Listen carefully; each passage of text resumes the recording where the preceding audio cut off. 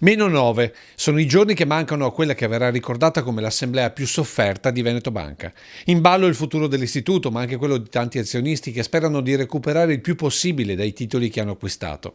Che il clima sia teso lo dimostra il servizio di sorveglianza all'esterno del centro direzionale lungo la Feltrina, così come la serie di affollate e animate assemblee di correntisti e piccoli investitori. Un clima di apprensione che si respira soprattutto a Montebelluna, dove c'è la sede storica della banca.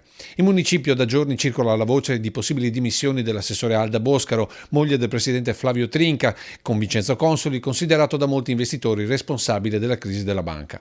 Troppo vicina alla giunta e troppo coinvolta, seppur indirettamente, nella vicenda per continuare nel ruolo di amministratrice pubblica. Dimissioni respinte con forza dal sindaco, che rimanda al mittente il suggerimento, perché è più concentrato a rappresentare i cittadini che a cercare capri espiatori. L'angoscia di molti piccoli risparmiatori che vedono le loro azioni essere deprezzate in un tempo strettissimo.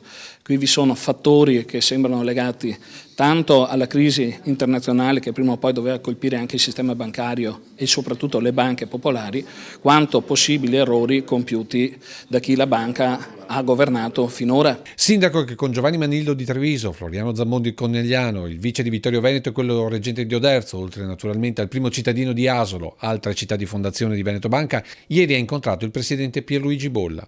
Una riunione dove è stato riportato il malessere dei territori per tutta la vicenda, chiedendo con forza sicurezze per correntisti ed investitori, ma soprattutto garanzie perché la banca rimanga uno dei riferimenti economici della marca. Oggi la sfida è quella di cercare di capire se la banca può conservare il suo radicamento territoriale.